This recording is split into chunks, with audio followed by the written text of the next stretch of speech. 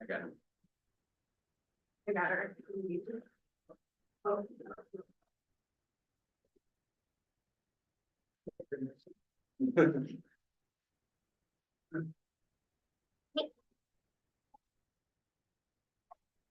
You went to the wire between the two tables. You read my there. There you go. Thank you. Now it's on.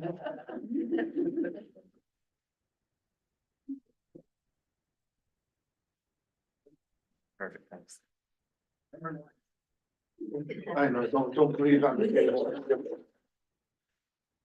All right, we're good.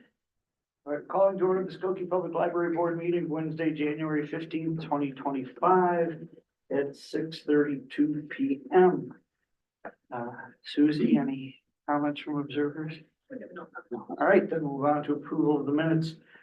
We have minutes from December 11th, both regular meeting and closed meeting. Any revisions to the regular meeting of December 11th, 2024? If not, can I have a motion to approve? So moved. Moved and seconded, all in favor? Aye. All right, regarding the closed minutes. Revisions, corrections, if not, can I have a motion to approve the closed minutes?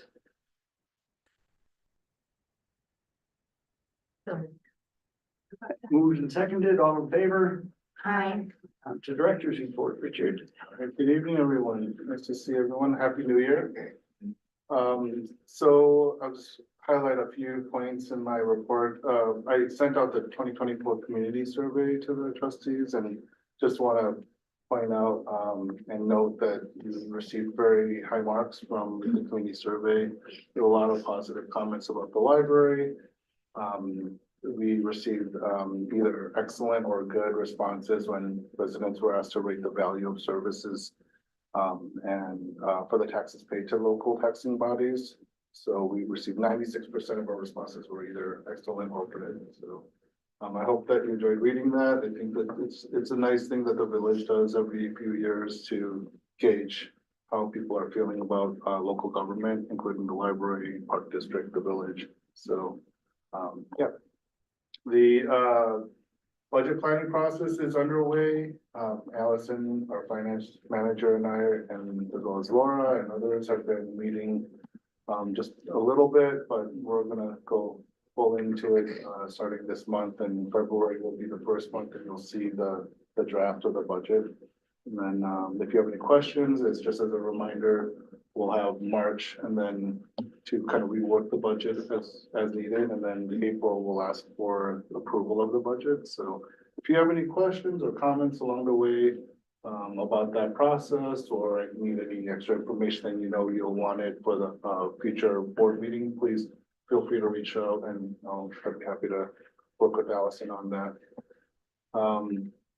The Values in Action Awards for staff, we're going to be, as noted in my report, we're going to be kind of sunsetting the quarterly employee recognitions that we did in 2024.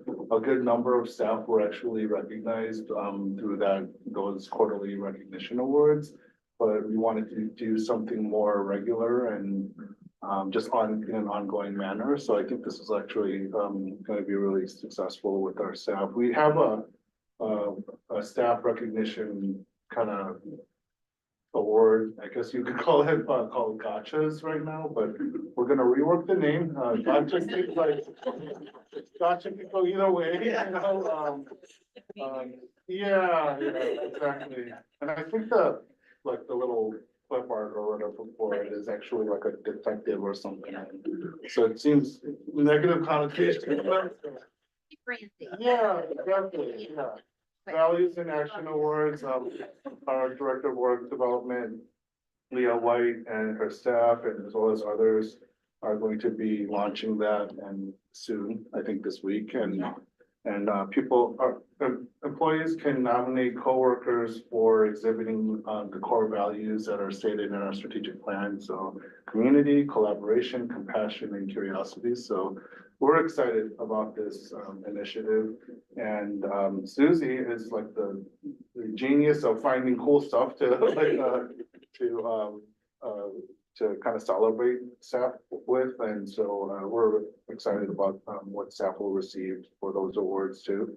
And then periodically we'll update the board on how that's going, and I'm sure we'll have like at least once a year, we'll produce a list and kind of give a summary of some of the types of things that were highlighted for these awards. So just wanted to give you a heads up about that, because I know that I think it was you, Michelle, that like a year ago, talked about like doing something like a staff recognition program. So, which I thought was very successful last year. But just noting that we're transitioning into an ongoing award. So, yeah, and staff day is this Friday, so the library will be closed all day. And we have, I think, 100 some It's around 125. 25 staff members attending.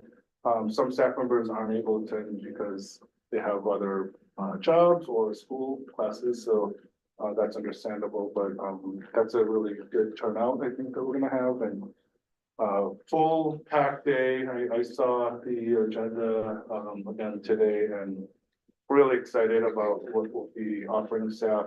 I'm especially excited about Anne Rainey, the CEO of Turning Point, joining us for an interview with me on stage in front of the staff. And I think, you know, if you all know Anne, she is amazing, and she has so many insights and wisdom, a lot of wisdom to share about the community, about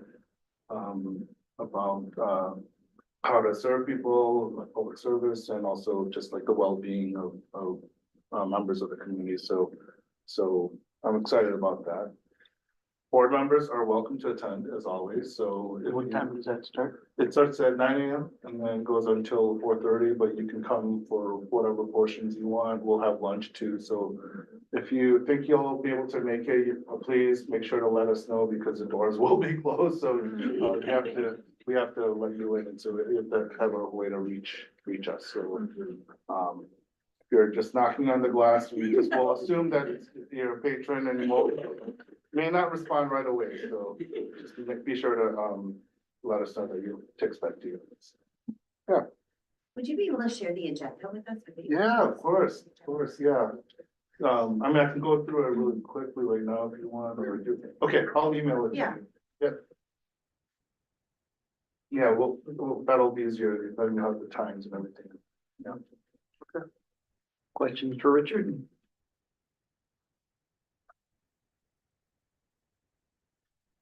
All right, let's move on to disbursement reports, pages 4 to 18. Questions, comments? Clarification? Just had a question for line item 1474. It's listed twice.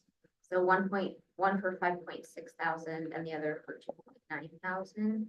I think it's for is it Skokie utility bill? Yeah, So why so- is something like listed twice? There are two different water meters. Okay, So the building has 2 meters, so it just, that's how the village bills us. okay. Yeah.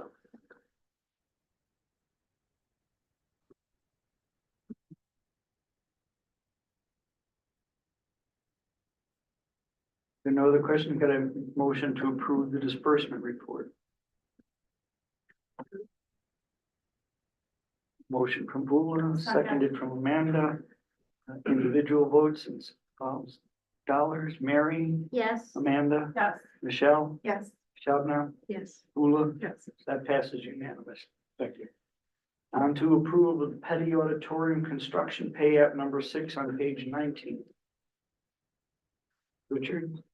Yeah, as I mentioned in my director's report, the pay, this will be the second to last pay app. We'll wrap it up in February. They're just in the new year, there were 2 pay the change orders that were took care of minor problems, and petty, like one was a door seal that was like letting in light to the petty, so we wanted to wrap that up. And then one was just an adjustment so that the curtains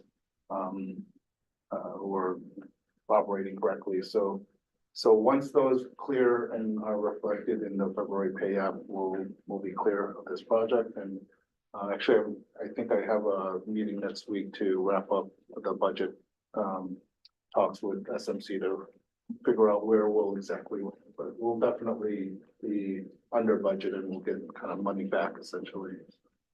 I'm curious, since it's related to the pay app, but I know that the auditorium has been, for the theater, it's been, launched, it was shortly just after Thanksgiving, like, have we received any feedback from the community or anything like that? Just, I'd love to hear how it's being received. Yeah, well, Rick will know quite a bit more too, because he's been in, all of the concerts. But in general, folks thrilled to have the, space again for movies and concerts, and I've heard, comments about how much better it sounds.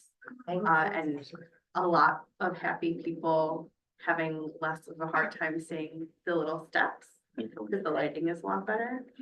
Anything, Rick, that stood out? That is the huge comment I'm getting, is how much better the acoustics are. It was really hard to sit in there with live acts during any type of performance, just the way it was coming off the walls, but sound system is amazing now, no matter which way we have to work through, I know they've seen the difference in the projectors, that's been really well, and there's always a comment on how has that new car smell like.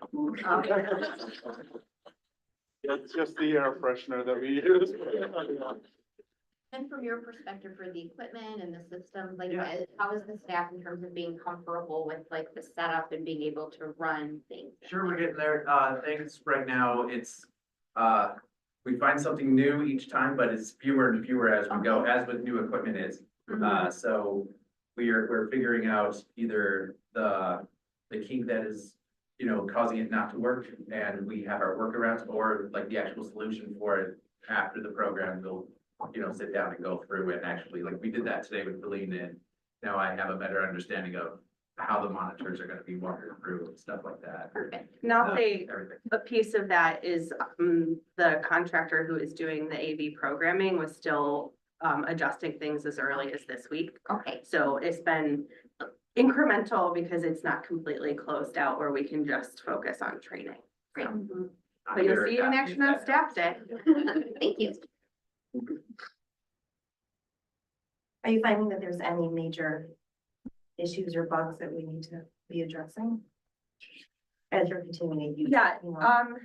to this point, no, but because there's still been some programming tweaks, we haven't done a completely through our list to test all of our permutations we would do. That's forthcoming, and included in what we already got from the vendor, so. I think it's worth noting too that, I don't know what the title is, engineer that we're working with, that frequency, right, Mhm. is, a Skokie resident. So this is his library and he's very much interested in helping us get it right. So, The main reason I was asking those questions is I understand this is the last pay app, but I wanted to make sure that there weren't going to be any forthcoming, like, oh, we're having this problem here, this component isn't No, working, but, okay, these are known punch list issues. okay, There's no more digging into like the physical structure or anything like that, or, This isn't the last day, so there'll be. that's what I meant, you said through February. Yeah, it'll be Okay. one more and then it will be done. Okay, Part of the redesign was doubling the handicap space. Has that been helpful? Is it? It has been, and I was gonna note that I haven't had folks commenting on it, and I think a large part of that, because we've actually seen high use of it, is how easy and intuitive it is. And we also, the way we've situated to have chairs with arms there, just how flexible it is based on, who's coming in, who needs space because they have a wheelchair, just needs a space to like sit down and have a little more support. So it's working really well, so well, we aren't really getting. We're not hearing about it because it's working. Yeah. Right, exactly, yeah. Yeah. It's comfortable for Hear about it people. because so, they didn't yeah. have enough. It's great. There are no other questions. We have a motion to approve the Petty Auditorium construction pay app number 6 at total cost of $21,464.13. So moved. Okay. All right, it's individual vote. Mary, Yes. Amanda, Yes. Michelle, Yes. Shabnam. Yes. Rula. Yes. That passes unanimously. On to the consent agenda, pages 21 through 33.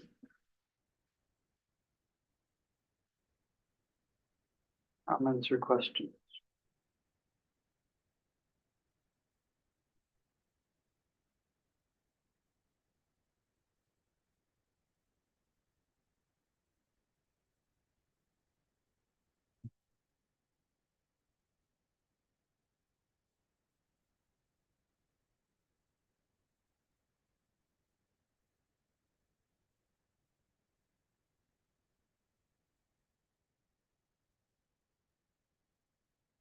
Fun to read about it, sure.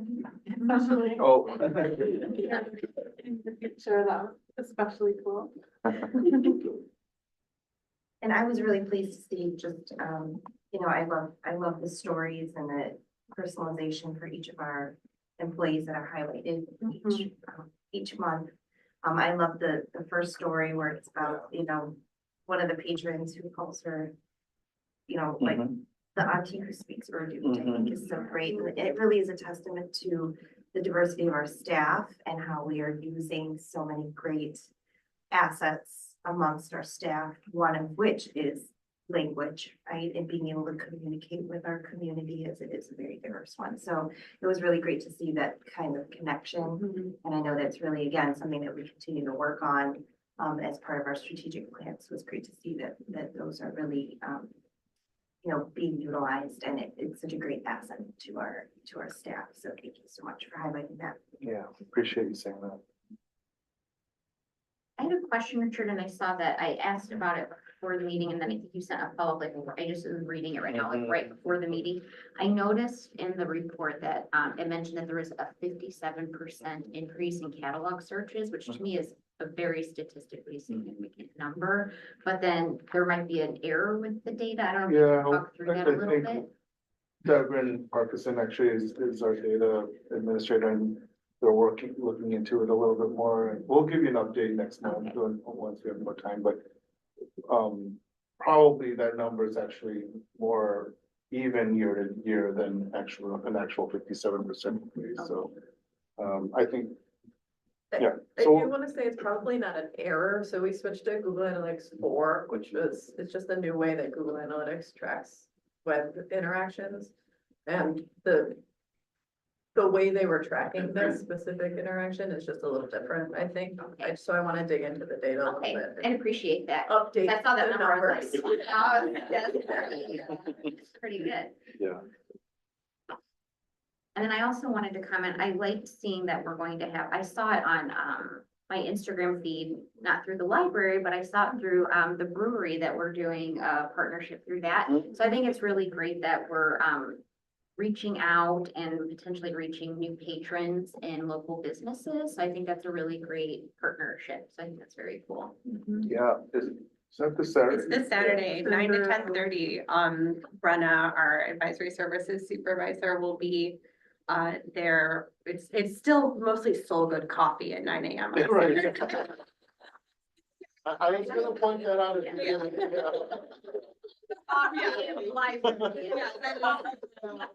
They currently share space with Sketchman. Yes. And just talking to For folks clarification. about what they're reading and book clubs and how the library can be part of their reading life, so. Yeah. So if you're free, stop by. Yeah.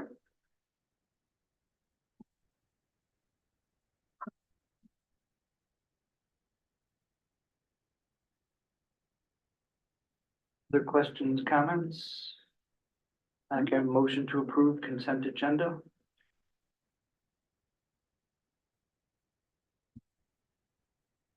So and we are on. I'll take it this time, you can have the motion. Moved and seconded, all in favor, say aye. Aye. All opposed, that passes unanimously. Thank you. Onto the quarterly investment update. Yes. Richard or Allison?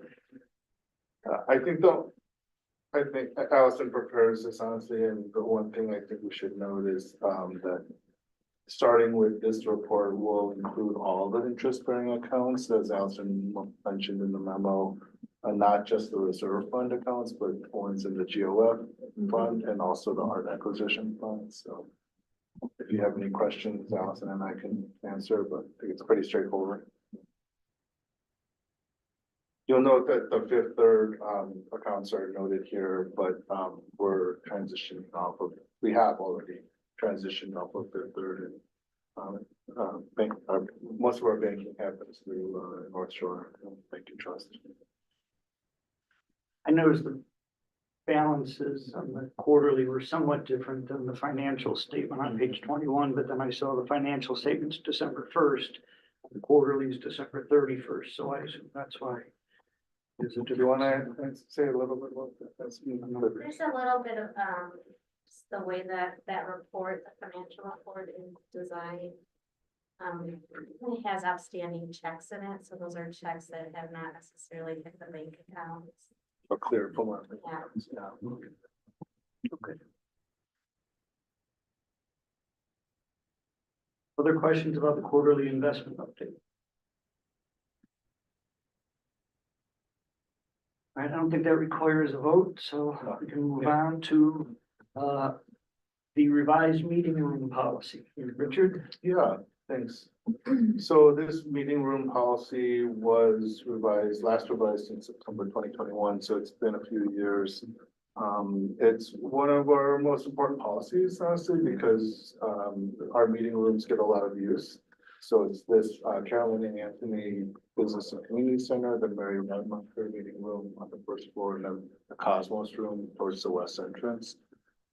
So as part of our normal cycle of examining policies and revising as needed, we just took a fresh look at the meeting room policy and decided to bring it to the board. I believe this one, because it involves like First Amendment implications and kind of was heavily reviewed by our attorneys, actually two of our attorneys, and they made a lot of comments and suggested language, and what you're seeing is a result of all that work. So I'll note that there's one kind of major, I wouldn't say major, but a significant thing to note is that, where I note that the previous, in the current policy, there's language about meetings should be open to the public and attendance should not be restricted. Right. After talking about that with our attorneys more, they said it's fine to remove that actually, because it kind of defeats the purpose of a group making a reservation if anyone can barge in and interrupt them, right? Right, And the same way, actually, it makes sense, because like for our study rooms, right. someone's using a study room, but we're not gonna allow people to just barge in and sit in the room. Right, So, it doesn't take away from the fact that our staff, especially our safety staff, can still monitor our spaces, where it's still part of the library, obviously, so people have to comply with our appropriate library use policy and all of that, so it doesn't change any of that, but I just wanted to note that because it is a deletion from our current policy. The rest of the policy changes are, there are many, but a lot of it is just kind of enhancing the language, clarifying and strengthening the language about complying with our policies and kind of who's eligible and what's required and what the library will not do, which is discriminate, obviously, based on any viewpoints or how one identifies or anything like that. So if you have any questions, I'm happy to try to answer them. I was just kind of curious about the application. It says that anyone who would want to reserve a room for the group would have to fill out the application. Do you, like, are you asking, what kind of information are you? It's kind of a basic information, like, name, library card number, because you have to have a library card. And a lot of the application is actually, it's all online, and people have to select the room and when it's available, and give us a little description of what it's for. Okay, And then a lot of it is honestly like kind of checking off confirmation that you have read and understand our policies. okay, So it's kind of just it forces them to the requester to really state that they understand and that they will comply with our meeting room policy, our appropriate land use policy, et cetera. And then once that is received, our admin assistant, Cheryl, will review all those requests and contact the person if needed and clarify anything that's not really clear in the application. So she does a great job with that. So that's basically it, yeah. Would we be able to get like the red line of it? Yeah, it should be It's in in there. Dropbox. It's in If you go in your to Dropbox, policy- there's a separate red line policy Yeah. folder. You have to go to a separate. It's There's like three significant- steps. I missed that memo. That's okay. At the risk of over explaining all these context, some local libraries have gotten in trouble recently for their room policies, so they were holding some controversial programming. And they went to the people sponsoring the program and said, you either have to get insurance, which would obviously cost them money, or you have to provide your own security, which also would cost them money. And the ACLU said that was a First Amendment violation because they weren't applying that across the board. They were deciding when a program would have to spend this extra money based on the library's decision-making. ACLU said that's basically First Amendment violations. So hence our room policy is across the board. You don't have any language applying, requiring fees of any kind. If we did ever have a concern about, crowd control or special interest in an event, we have our in-house safety staff and they do a tremendous job here. And so that's one thing. And then if it was really to a concern where it would become a public safety concern, then obviously we would just have conversations with our local police and make them aware basically of what might happen or what we're hearing so that they have a presence nearby, if not in the library. So, yeah. There's like a max limit when you reserve the room. Yes. right? It's very clearly stated on the meeting room request page. I'm looking at the. Yeah, it tells you this room has a max of X, this room has a max of this, and so it's really, expectations are clear. And like, if someone advertised, cause I saw, it made sense that like they can't, you couldn't use the logo of the library, but if someone advertised with the address. Mhm. And the date of the event, like, is there any obligation for the organizer to like let the library know where the event's being organized or anything like that? Or is it just kind of on good faith that like the Where the- organizer can promote it as Yeah. widely as they want? Yeah, I mean, we don't get into that with Uh-huh. the, that's out of our hands really, you know, like any organization or group can do what they want, but they have to understand our policies and if we have a sense before, during that, they're violating our policy, obviously we would address that, you know, but, yeah. We've had good experience in history. I mean, we haven't really had any, you know, difficult situations. Even with security, in case of this other library, their local police refused to help. And so they said you have to hire private security. In our case, I know when we were doing some controversial story time, Richard spoke with Skokie police who were very helpful and Yeah, we have a willing to come if called. So we have a great relationship with the local Skokie Police Department and the police chief, and I have zero concern that they would be working with us and willing to do that. Mary, did you have a question? I had a couple of questions, like I'm looking at the booking Mhm. location on the site, and even just looking for the next several weeks, these rooms are very active, like they're Yeah. very busy. So I guess my first question is, and it's kind of just, are we able to meet the needs of the community with like, it's kind of a bigger picture question, really. Mhm. Like, Mhm. do we have enough space to meet patron demand that's in the village, I guess, for meetings? think Is there a need, like, to plan ahead for the future to have? We're proposing another renovation. Thought we were just about done.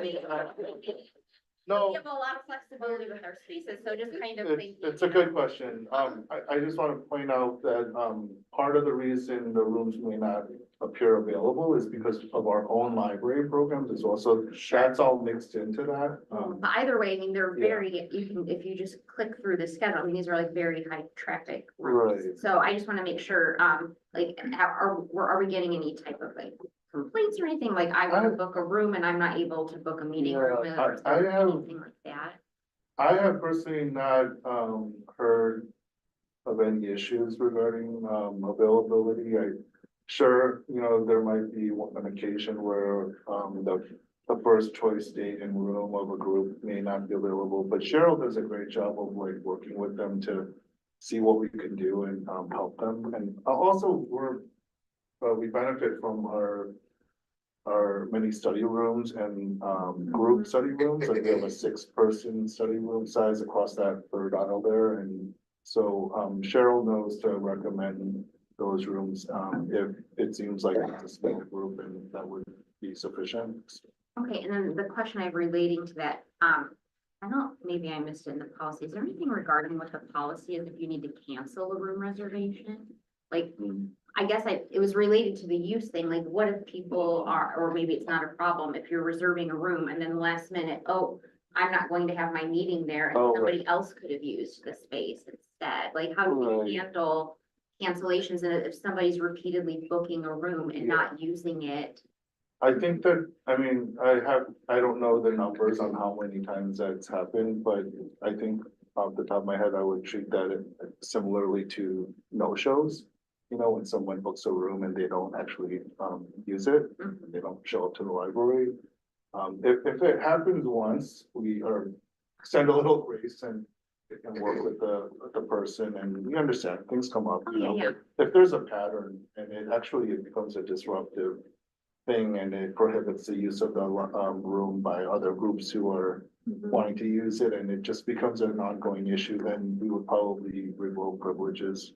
Just makes me wonder if that should be outlined in the policy somewhere about appropriate cancellation. And if you don't cancel, I don't know, you don't have to get too Yeah. precise with it, but I don't know. I just feel like people are not always respectful. I'm not saying here just in general. Yeah. You book something and then you don't do it, like, oh, it's not a big deal, but this is a public space and people should be respectful Yeah, of other people's desires and needs to use the room. I mean, we certainly can. I think that, again, I think this is one of those things where we just want a little room, Sure. to, operate, and instead of like having, it, That's what I'm saying. You don't have to necessarily be too Yeah. precise with it, but maybe you can just say you should cancel within 48 hours or something if yeah. you Do aren't we really have, able to do you use it. know, Amy, if we have that in the application page, or I can't remember. if I that's would actually- need to double check the okay, specific yeah. room language, but I will say I'm aware of one,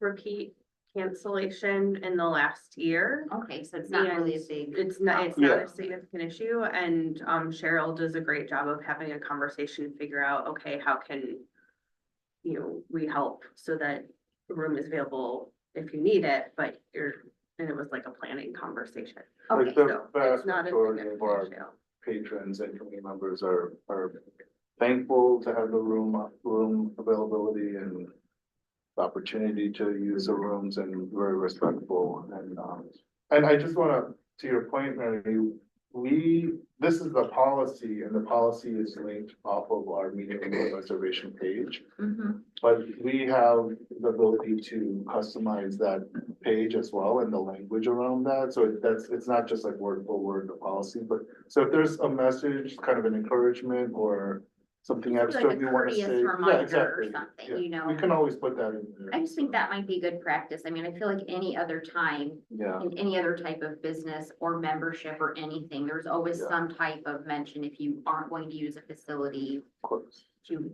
contact somebody. Yeah, we will definitely do that. Like, we can make sure that happens, and anyway, the application itself and that page will need to be fully reviewed if the board approves this policy, so we'll definitely put that in. Thanks. I just want to add to that because that reminds me of all the open table reservations I've made. And then some of the restaurants that are very Yeah, popular yeah. will send you messages to say, are you sure you're coming? Are you sure you're coming? You have to Oh, yeah. basically click yes. So maybe if it does become an issue, Yeah, perhaps there's a way to send an email reminder and then that would also be a cue to like cancel the You reservation. can opt out at that time, If yeah. plans have changed, right? that's a good Just a idea. thought, if That that's functioning- possible. That That's currently happens, okay. yeah, they get a reminder and it includes if you need to cancel, do this, yeah. But yeah. Good call. Yeah, Yeah, one other Sure, question, sure. maybe this is like too granular or that's okay. nitty gritty, but like in terms of signage and promotion on site, like if someone wanted to put a big sign like in the room that's visible and it is like potentially perceived as controversial subject or theme or whatever.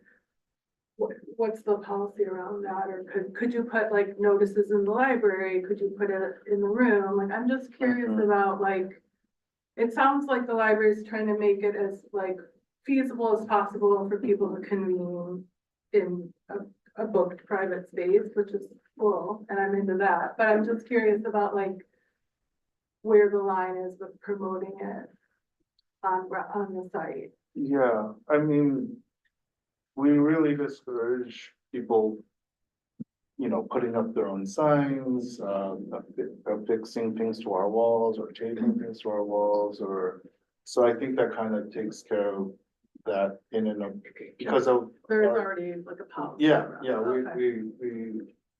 we wouldn't allow someone to just put like a banner on our glass here or whatever, you know, Okay. so. Okay. You know, like if they're in the room and they have like an easel or something, or they're showing something on their Right. screen or something, that's a different story, Right. but. I think what you're talking about is more And like like a promotional. banner, and stuff, like yeah. a group of people meeting for this reason, but Yeah. you're not welcome, but we're gonna be, you know what I'm saying? Like, I'm just imagining like there are maybe, there's potential for that, so I was just curious. I understand, yeah, we wouldn't allow that, and anything that changes the appearance of the room, like, Mhm. we would. Basically say that's not okay, Okay. so, yeah, because after all, like, it's still the library, the room is in the library, we're in control of the environment, so. Okay. Just like we wouldn't allow it, people to. Put stuff, you know, near bookshelves or whatever, like, we wouldn't Right. allow it to do to our rooms, so, Okay. yeah. Thank you. Yeah, but good question. I mean, these things can happen, you know, and it's good to think through all this, so.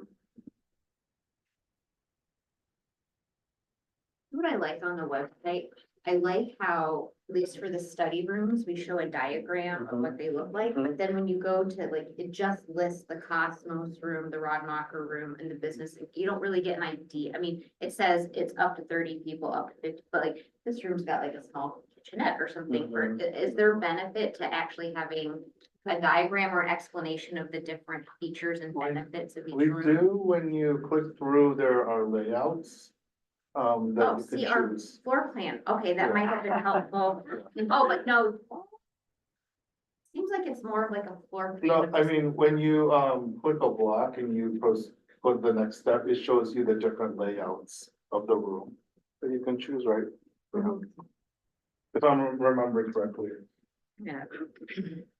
Oh, yeah, okay. Yeah. So you get pictures, okay, cool. Okay, They have it all. it's great. Okay. But we can, I mean, if you see something that, we could improve, please let Oh, me yeah, know. this is We'll nice. go It ahead talks and about answer. how there's Wi-Fi here, there's a projector. Okay, this is exactly what I was looking for. Okay, It's really an amazing. picture. it's great. Yeah. Yeah, And if there are no other questions, can we get a motion to approve the revised meeting room policy as presented? So moved. Motion and seconded, all in favor, I, all opposed, that passes unanimously. thank you very much. All right, on to the rescission of the sale of authors' books policy, page 41. Yeah, hopefully this is not a controversial ask, you know, it's a one-line, policy that was approved in 1993. It's no longer needed because this topic is covered in the program policy. So it's a matter of cleanup, basically. I don't like to have policies out there that we actually don't use. So, I'm asking for formal rescission of the sale of authors' books policy. And in fact, we do allow authors to sell their books if they're coming here to present. Mm-hmm. So that is the policy, which is. We should. Yep. Questions, comments? Not, can I have a motion to approve the rescission of the sale of authors' books policy? Moved and seconded, all in favor? Aye. Any opposed? Passes unanimously. Thank you. All right. Appreciate it. Approval of the library website and library calendar, basically purchase of library market contract. Sweet. So just to add a little more context to what I put in the memo about this topic, our current site was designed completely custom coded at a time when we had a full-time web developer on staff many years ago. At this point, there's a lot of work that needs to be done on the innards of the website.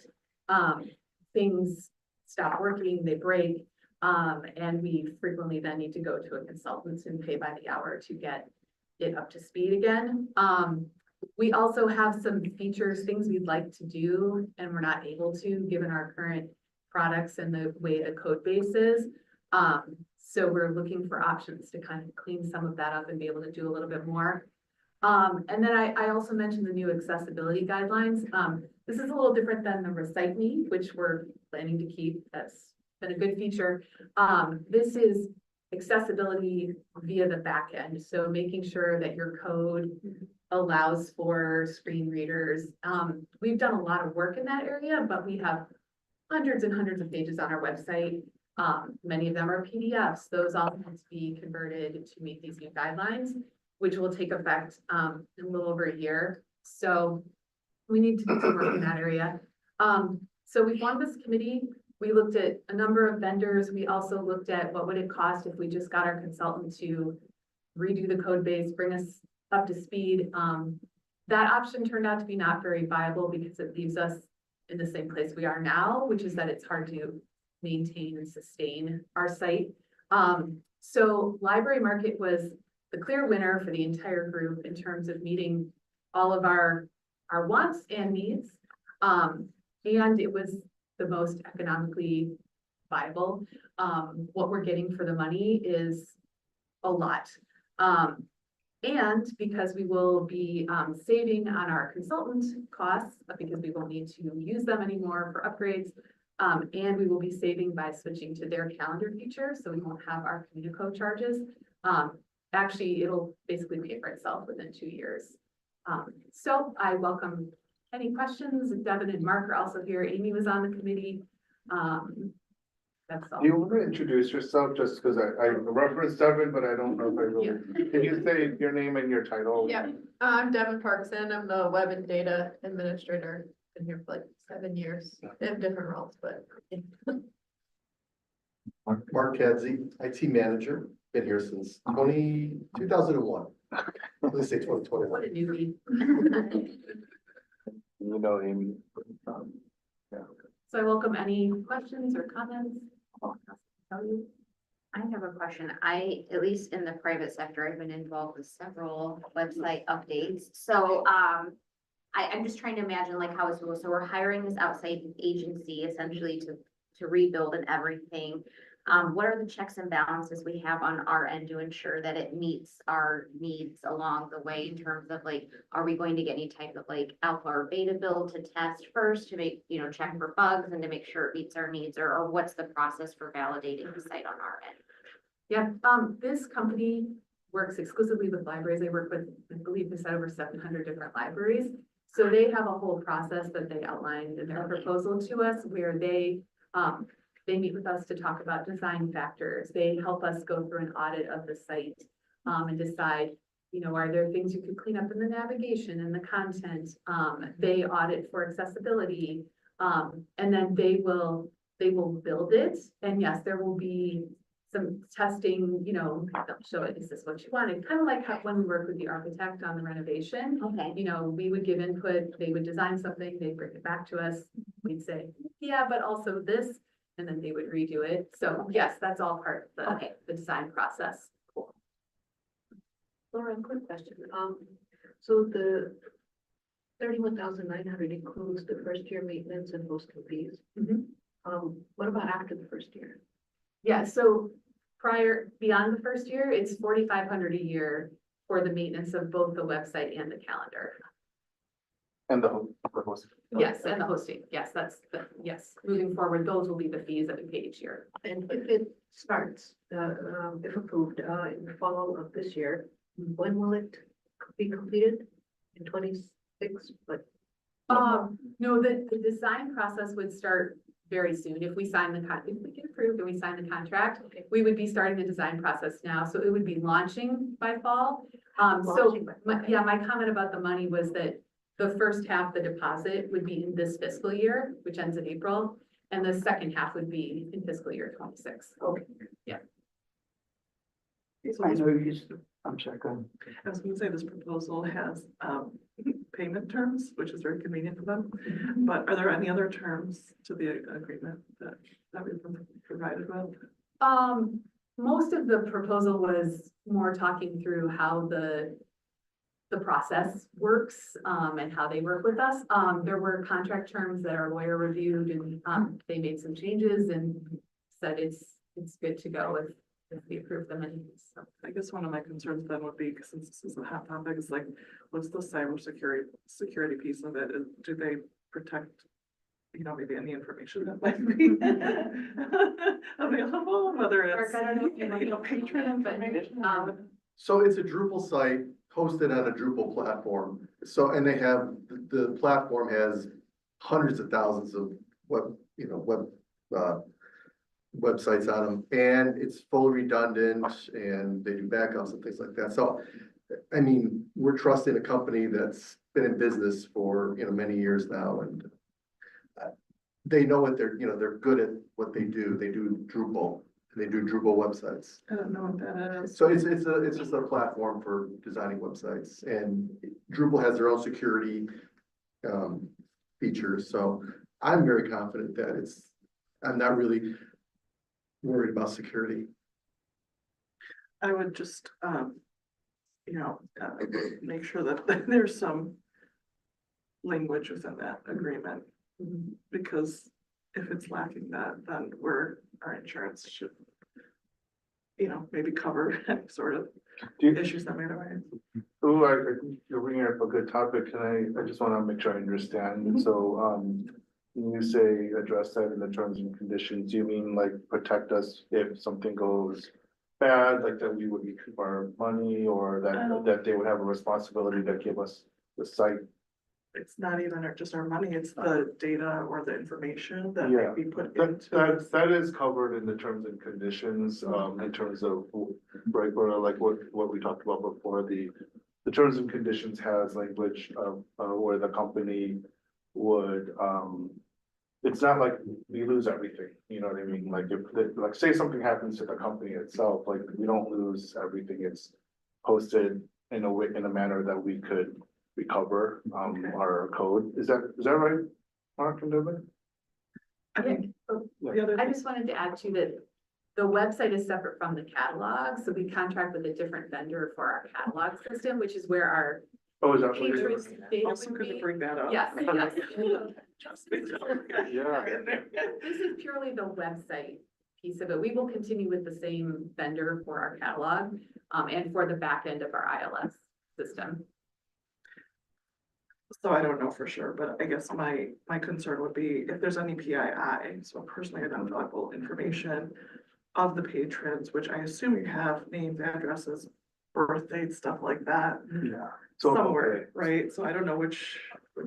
In our ILS system. Okay. ILS It's not stands at all for connected. ILS is an integrated library system. That's a Okay. software that runs, that we use to manage accounts, basically. And so that's not this company. Yeah, it's Yeah. completely separated. Yeah. So when you're on the website, because I'm just thinking about a usual situation, I'll find a book. I want to reserve it. Yeah. I then have to log into my account Right. on the Skokie Public Library site. I input my library card number, my code, and then it pulls up my account. So what you're saying is there's the website, but that information where I'm entering in my username and password, that's a whole separate That's system. what You're Laura's, actually entering it into the catalog. Okay, even though it's hosted on the website. so, I'm gonna jump Yeah, in here. go ahead.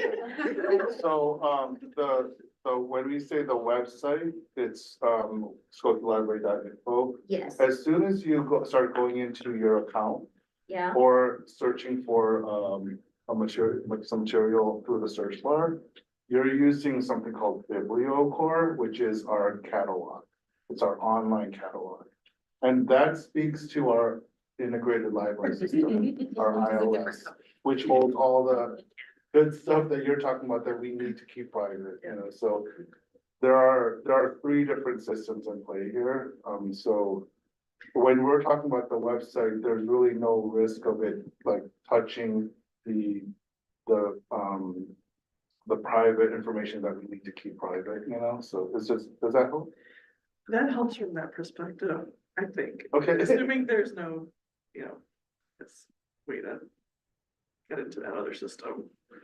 I don't know how to explain it. Yeah, I'm no, not I person. understand. what But you're when saying, when I used to, purchase insurance for, a company, I would, be most curious about this. But, so that brings me to the different, though. Okay. softwares or sites or whatever. Mhm. I really don't like the way you have to do that login here and there and Mhm. search, and it's so like not streamlined. Mhm, mhm. So I don't know if that's. Like the something that user can experience? Yeah, I mean, I'd love to hear more about this. Seriously, I'd love to hear more about this because we can provide that feedback to our vendor that does the online catalog that manages our accounts and our search. But that's not this, you know, Okay. this is a separate thing, but let's Because meet there- and we can, I'd love to hear what your experience has been. There's times where you can put in your card number and then your PIN, and there's other times where you can't do that, then it's, a little different and different Yeah, yeah. login sites, I don't know. Yeah, well, share us your feedback, cause, Yeah. we work with our vendors all the time. And we can, clean things up and make it smoother and, That'd be great. yeah, I don't know if anyone else has anything to add in response, but. I know in the past, the board has had comments about the website. I can't find this thing. Please, if you have any of that, share it with us over the next few months as we look at this. There are things we want to tweak in the navigation, but we're hoping overall, the look, the feel, this should be pretty seamless for our patrons because most of what we're addressing will not be visible. So there may be slightly different paths to get to some things, but the core things that people come to our site to do, they search the catalog, they register for a program, they book a study room.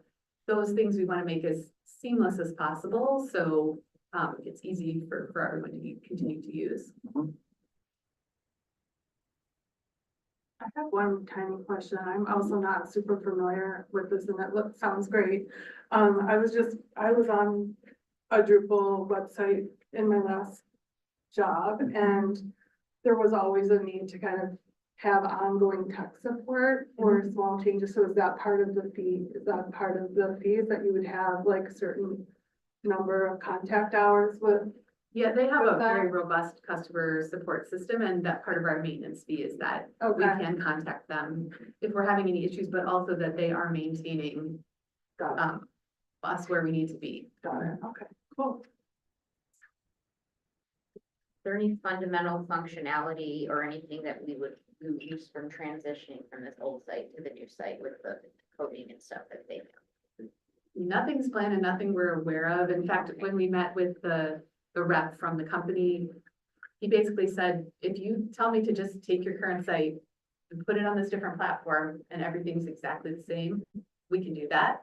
Some of the things may work slightly differently, but that is a possibility. We will probably want to make some tweaks, like I Oh, said, yeah. but not that we're aware. I mean, there's nothing planned that, oh, we're not going to do this thing anymore. Sometimes that can happen depending if you're, depending how old your one code is and then you're transitioning to a different platform. I just want to make sure if there's something that we have on our website now that suddenly we won't be able to do that and to keep functioning. And there's some things that may be easier, Oh, yeah. better. I think any improvement or changes, that doesn't really bother me so much. It's more or less the potential loss of a key function. Yeah. Okay. I know you mentioned that we'll no longer be hosting the website in-house, so For example, if our internet goes down, the site would go down, that won't happen with us anymore, but that would still happen their internet. Do we know what their uptime record is? Do you want to comment on this? Mark was gleeful that we wouldn't be. Well, the onus is on us to maintain it, but, they say 99.999, so they have redundancy, they have data centers and the data is replicated, so if there was a fire at one data center, the website would be available on a different data center. So it's actually better uptime than we could ever provide. And then we said it will require fewer servers and a lot less staff hours working on this. We adjusting our staff then, if we don't have all these? Well, a lot of the maintenance hours that are put into this right now are consultant hours, so it's not necessarily our staff. There are some things we can already do to our site, but when we really need to dig into the code and things, that's when we're having to go to the consultants. So, while there may be some time savings for Mark and his team, not to the extent that it would require one less person or, part of a person. It's a gain, but not on that level. Does that help? Laura, how long would the whole process take? It's about a 5 to 6 month implementation process. Our rep said he has seen people take longer, but usually that's if the team in the library can't decide on things or changes their mind over and over and over, kind of like a house renovation. You can change your mind. But they've really got a process timed out that they're finding 5 to 6 months, we should be good to go. And we have a great team. Laura's been spearheading this, but I sat in on one meeting and we have a great team of people who are very familiar with our website, including everyone here, but also James, communications and multimedia engagement manager. So we're really confident in the team that we have.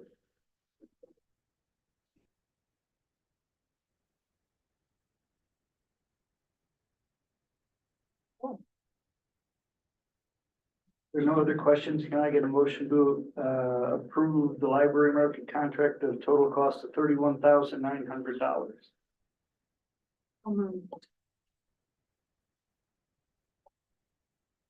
Second. All right, it's money, so Mary, Yes. Amanda. Yeah. Michelle. Yeah. Shabnam. Yes. Rula. So that passes unanimously. Oh, did you? Yeah. Thank you. Thank you very much. Thanks, everyone. You want to do the IT network presentation next? Yeah. Mark? Thank you.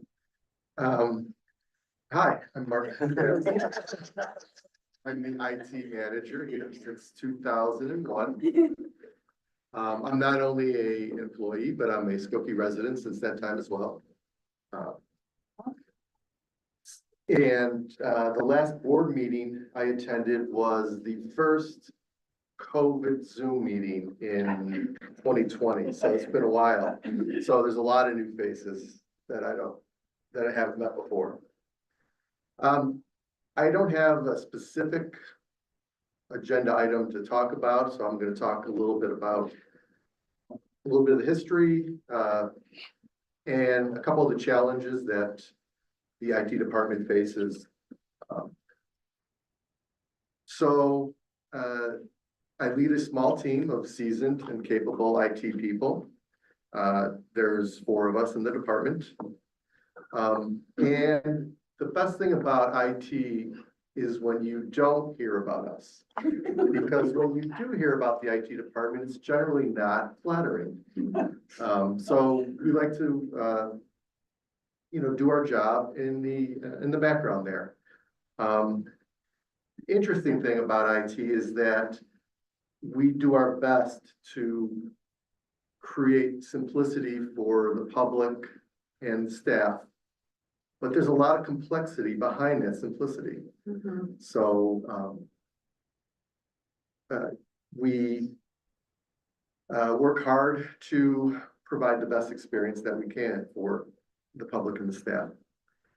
When I first started here, We were on the verge of a paradigm shift to the internet back in 2001. When I first started, we still had DOS machines.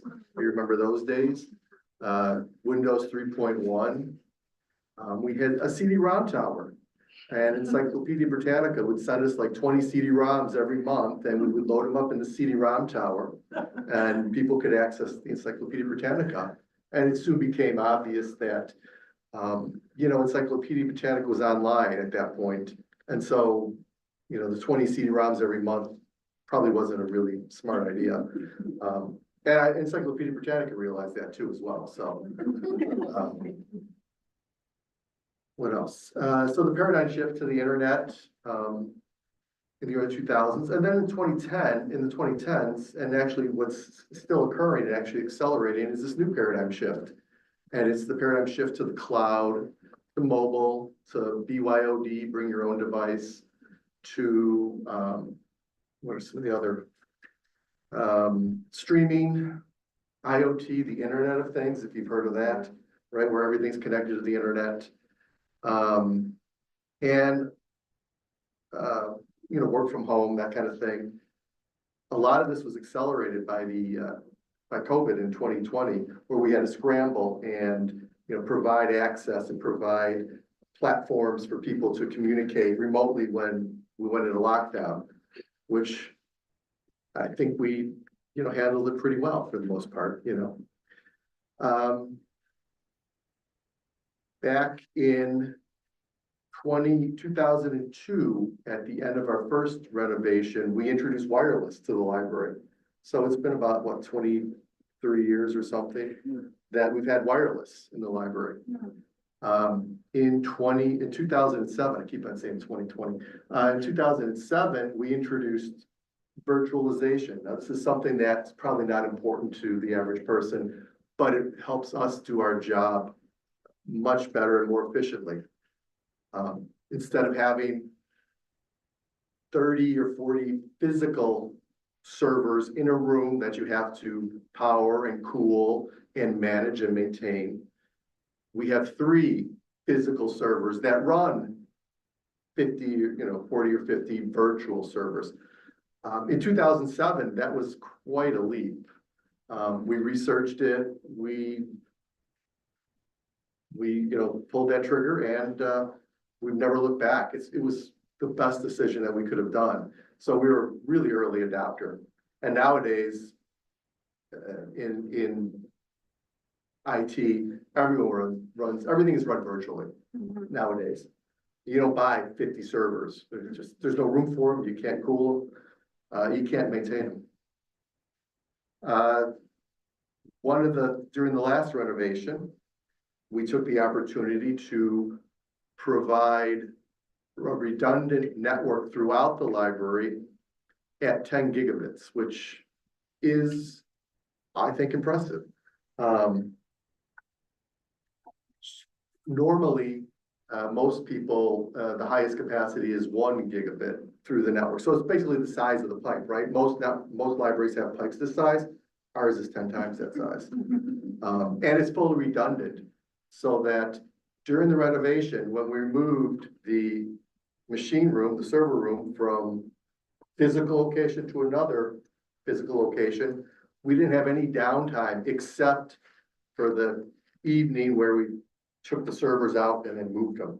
But all of the construction, we were able to route around. And if we lose a network closet, traffic will still flow, except for that one, the traffic that terminates there. But this redundancy is amazing. Very proud of that. Security is another issue that we face, right? It's in the news all the time. There was 3 or 4 recent major security issues with libraries: Seattle, Toronto, and I think the British Library as well. In fact, 5 or 6 years ago, we were hit by a denial of service attack from China. And the only reason I could think of is that someone on one of our message boards posted something in response to the Hong Kong protests back then, because this was right around the same time. So someone probably in the Skokie community posted something associated with the library site. And so we were attacked for a weekend, and we were able to mitigate that with the help of the vendor that maintains our router. So interesting. As far as implementing physical tech, we have an ACS system, the access control that you use, with your fobs. We have intrusion detection, alarms, right, at night. We have video, we have all kinds of other things as well. I mean, when we talk about security, I don't want to get too specific in a public forum, obviously, right? We don't want to tell everyone what we do, but, or how we protect ourselves. We keep up with I keep up with the best practices. I follow, NIST, which is the National Institute of Standards and Technology.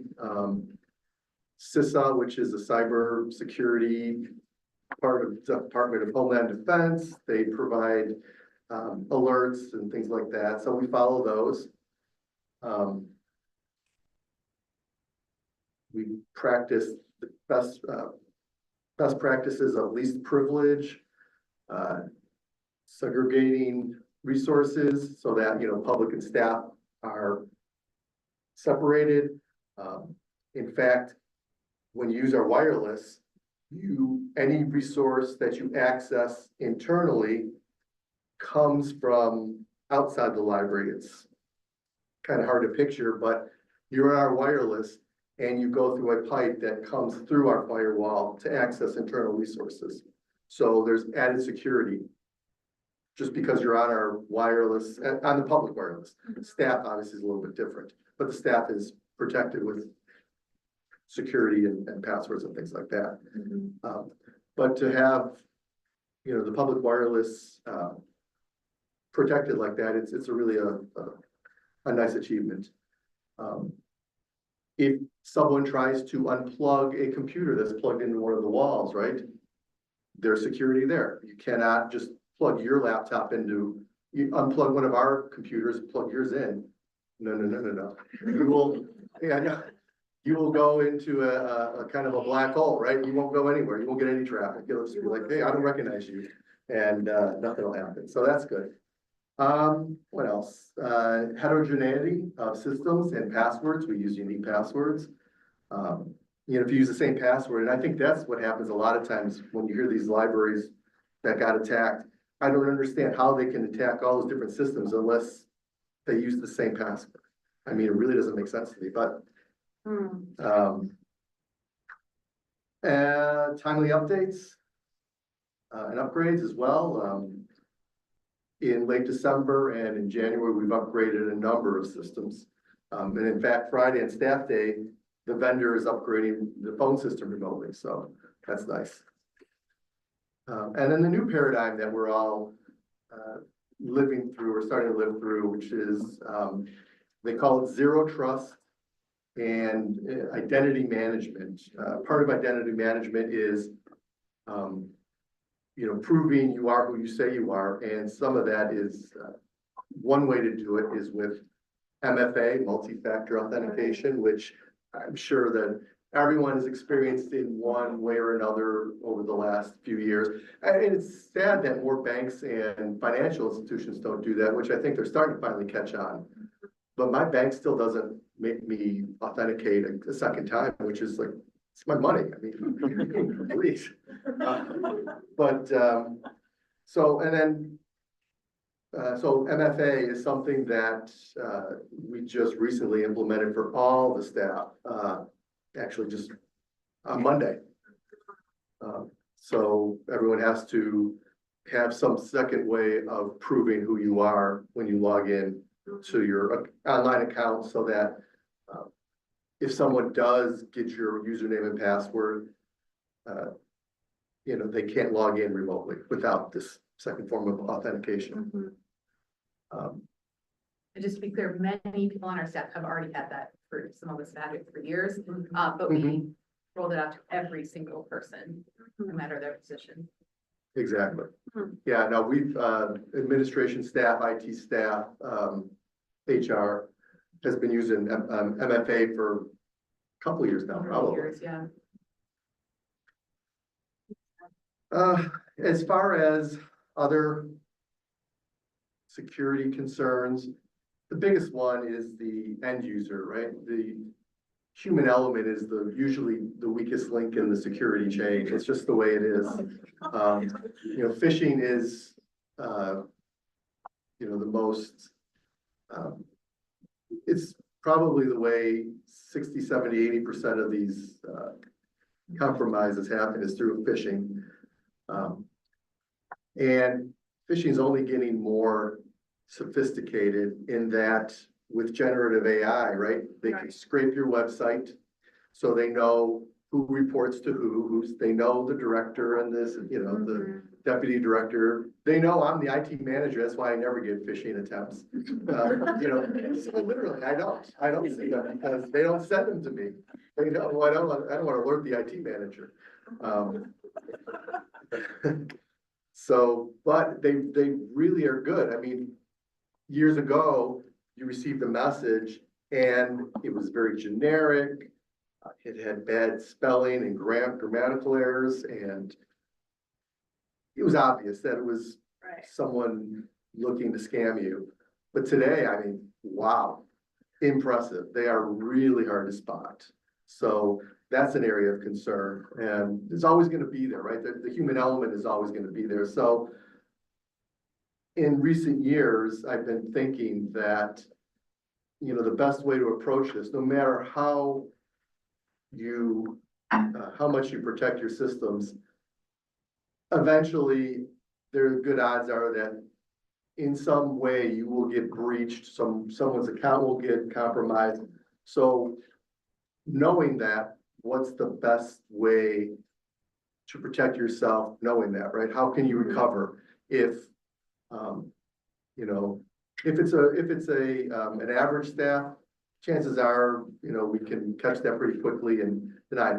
If it's me, that could be a problem, but I mean, I usually very careful and sandbox things and again, have multiple, I think I have at least 30 different MFA authentication logins here on the phone here. So security is another concern. And then the last part of my job another part of my job has to do with the budget and managing the budget. So I've been doing this for almost 25 years now, and have a pretty good idea of how to space out purchases and how to work with vendors. There's a game to play with a lot of these vendors, right? List price is not usually the final price. So we do our best to, get the best that we can for the library and for the community. We try to lock in rates when, with known items, right? I think of VMware, there's a software subscription that's coming up soon. I'm going to try to lock in a rate for 3 years. So to avoid big increases each year in the software. Which brings me to the fact that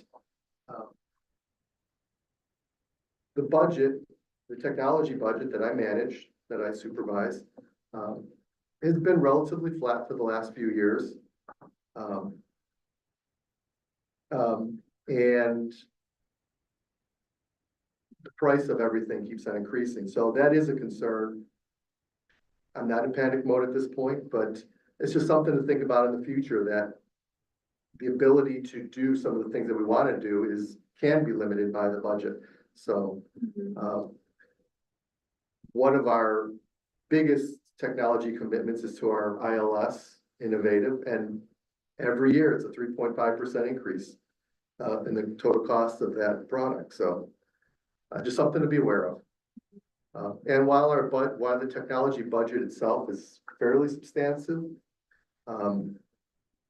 almost 80% of it, just about, or actually more, 85% of it is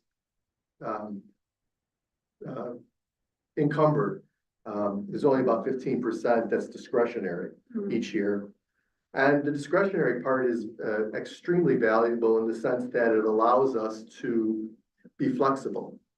And the fact that we are flexible allows us to also extend the life of equipment. If our budget wasn't very flexible, I would have to put in fixed cycles for everything. Well, desktops, 6-year cycle, 7-year cycle, laptops, 5-year cycle. But because we are flexible, each year I can evaluate and say, well, you know, the desktops are still working fine, so let's keep riding them. Let's keep on going. Currently, we have 60 desktop computers for staff that are over 10 years old. They're still running fine. Now, they won't run Windows 11, which Windows 10 will expire in October of 2025. So, but we've got 9 months, and so we're working on that. You know, but anyway, what else here?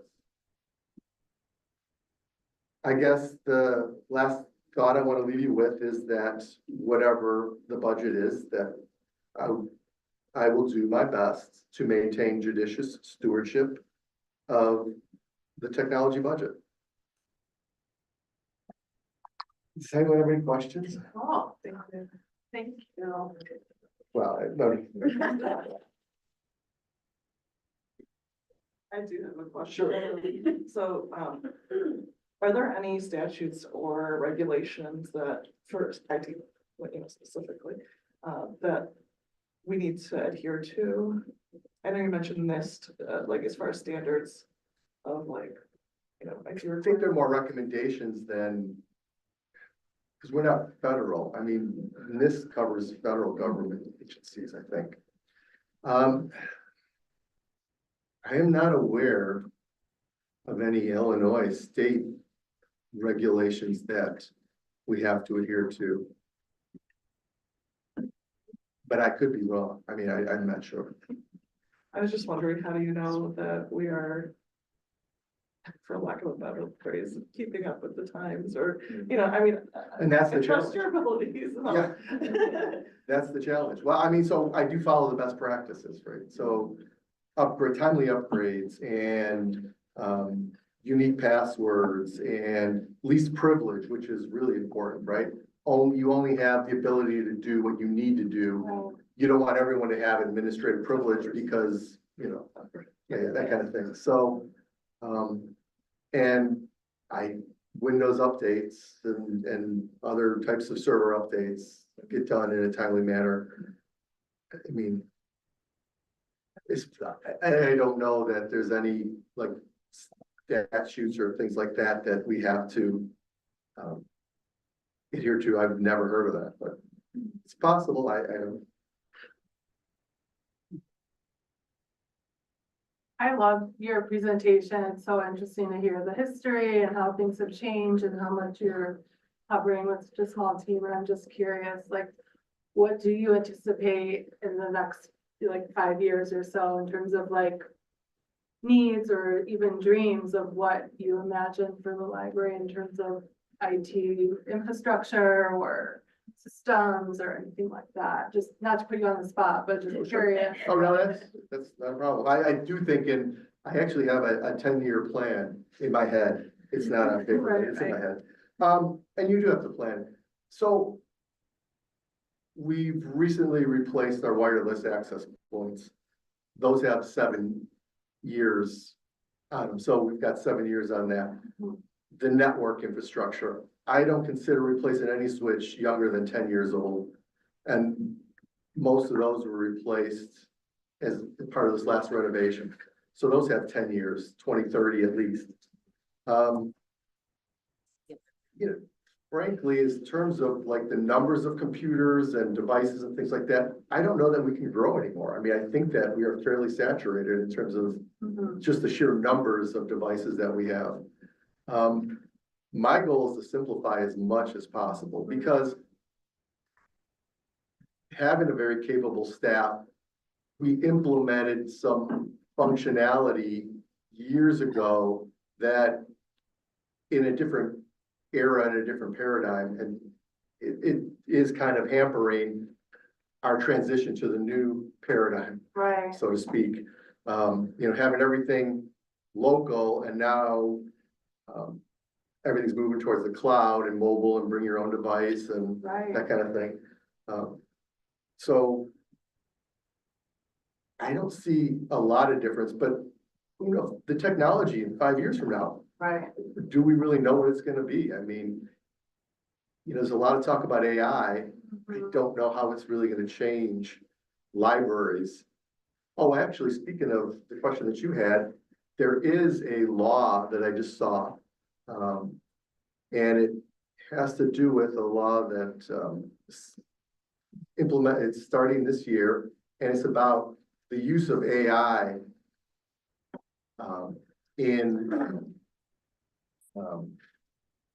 the use of AI in providing services. And I don't know all the specifics, but this would be something that the library probably should look at in terms of like reference, right? Can you use AI to answer reference questions, that kind of thing? So that's more of a library issue rather than a technology issue, but She's on there. yeah, I did see reference to that. So I am on enough list where I do, this was something from the state of Illinois.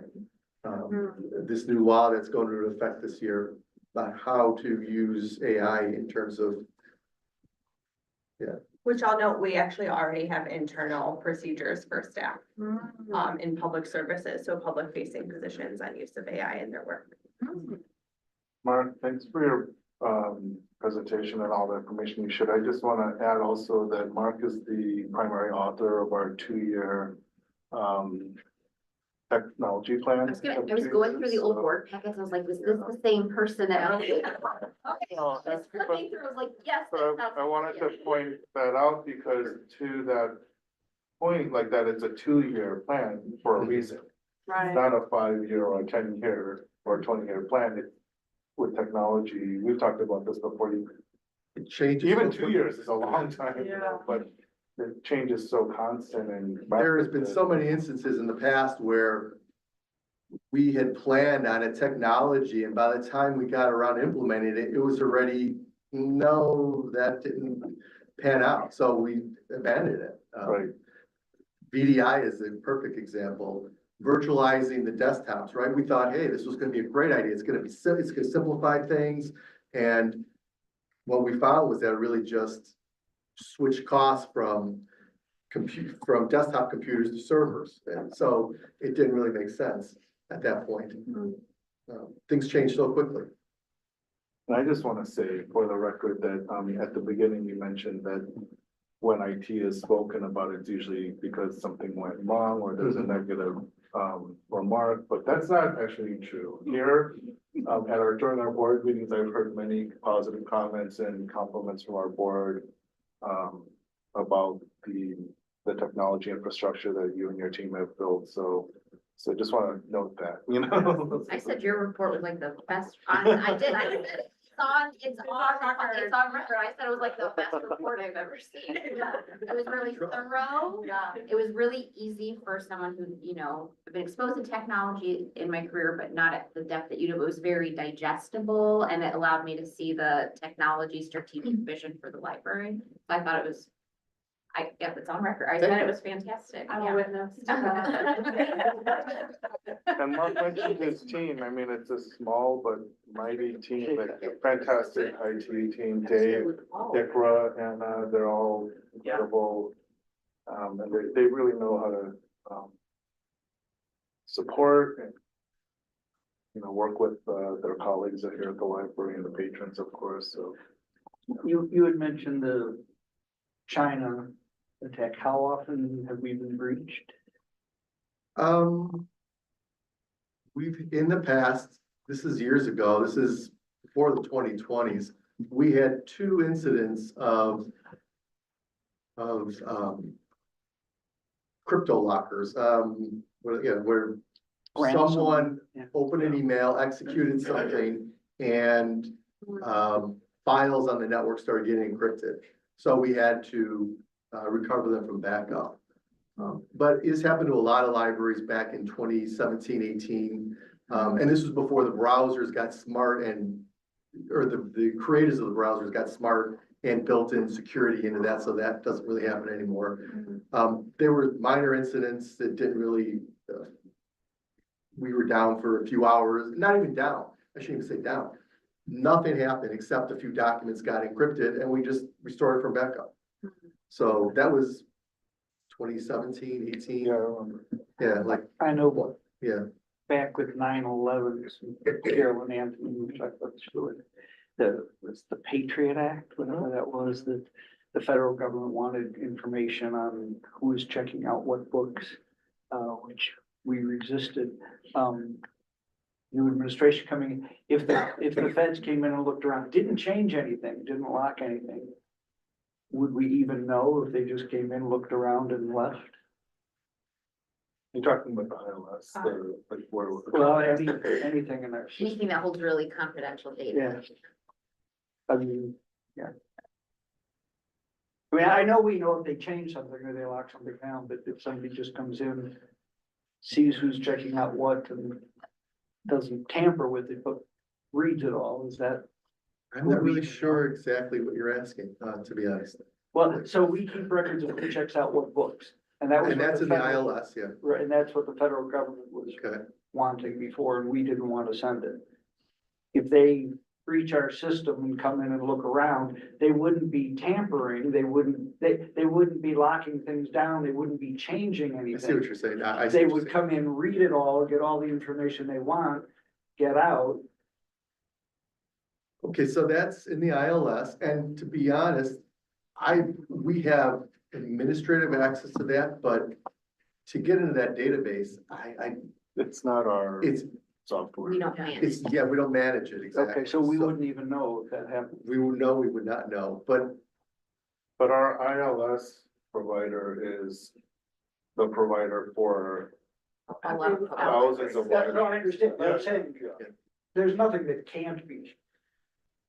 This is a Reached by some- hypothetical, yeah, I mean, I don't wanna scare anyone. No, but I'm just clarifying, Yeah. we wouldn't even know if they came in and into that system and looked around. Answer that. yeah, I don't know, I don't know that they could get direct access to it because it really is firewalled off. But if they got indirect access, but it'd be tough. Yeah, no, Obviously, I understand. you know, governments have resources. Yes, that, that nobody else has, yeah. Sure, that no one else has, so. Okay. That's one thing with the network, right? I mean, you might not ever know you were breached until something manifests, right? Like, wow. So Something you just just changed. Something changes, exactly. Just one last comment on that, we take every precaution. Yeah. I just wanna assure everyone that we take every precaution, that's available to us and necessary to secure our environment, whether it's, things that we control in-house or whether it's our relationships and who we choose to work with in terms of our vendors. We're not working with like Joe Schmo off the street who invented his own ILS, you know, like, these are substantial companies who Right. invest and have an interest in, securing data, you That's know, why I so, asked. yeah, so I just wanna say that for the record as well. You know, cross our fingers and anything's possible, but. And I would just say, if you're notified, I assume that you would be notified, and then the board would also be notified. If there was a major issue with privacy, for sure, of course. But knock on, you know, I mean, like, no one, that's not gonna happen. Thank you. Chris. Sure. Yeah. One last thing I forgot to mention, that I really want to tout is the fact that the library is a member of the Skokie INET. And the INET is a group of school districts, the village, the park district, who share a fiber network in the village. As part of a franchise agreement with what was formerly RCN Networks and now it's Astound. So we have kind of fiber going directly to all these other institutions. And then we share a pipe to the internet. And the pipe is 5 gigabits, right? So at home, you might have 250 megabits, 300 megabits, maybe half a gig, 500 megabits. We have 5 gigabits. So it's a huge pipe. We share it with these other institutions who, some of them use it as a backup. They don't use it as their primary.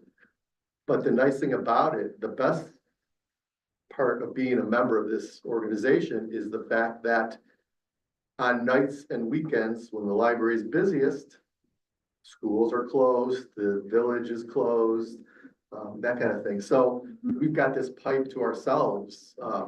It's a really nice benefit. That we can, and the fact that we're sharing the costs with all these other institutions really is nice as well. And Mark chairs that committee. I chair the group until July of 2025, so my 2 years will be up and someone else can take over. Thank you, Mark. Okay. Appreciate all your hard work. Thanks. Yep, thank you.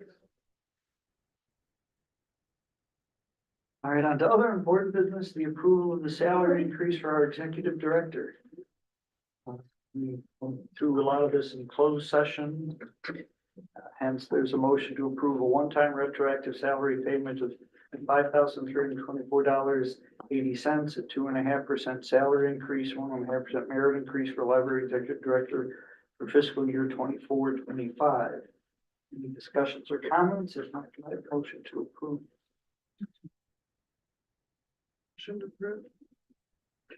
Seconded, individual votes, Mary, Yes. Amanda, Yes. Michelle, Yes. Shabnam, Ula. Yes. Passes unanimously. Thank you. Very much appreciated. Thank you. Thank you. And we also passed along our evaluation information. I appreciate the feedback and thank you. Thank you.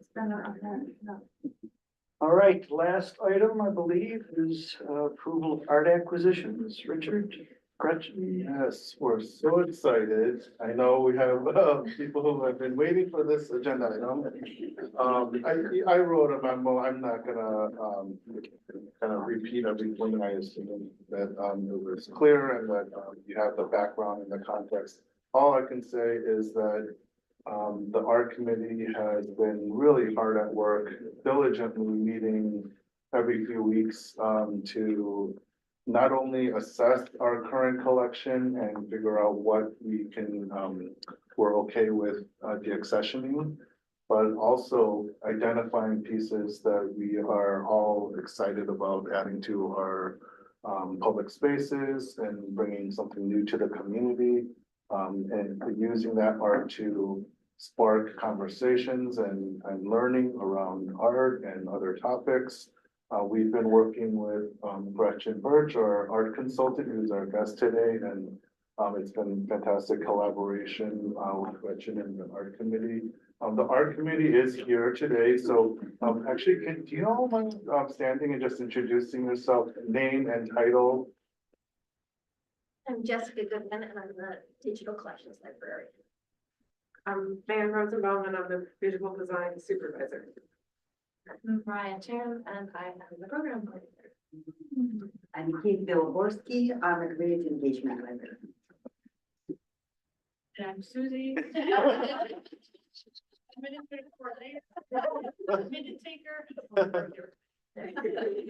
And so Gretchen is here. We have the 3 pieces that I mentioned in our memo that we are certain that from the art committee's viewpoint, we are excited about the potential of adding to the collection.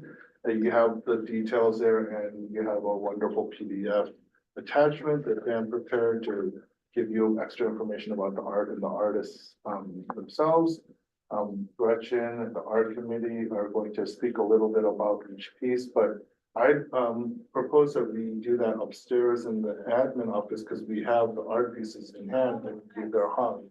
So you can see them in person and then perhaps Van, Kate and Susie can speak about the 3 art pieces and Gretchen can add anything that she wants to about the process and the art and artists.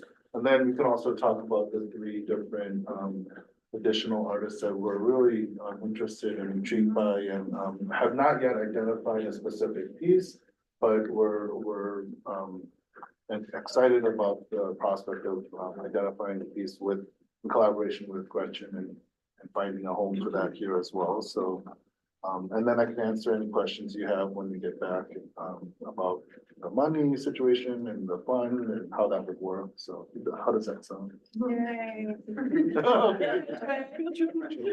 Yeah, so do we need to have a motion to No, we go would into just, open it's session? still. We'll just stay in open session, but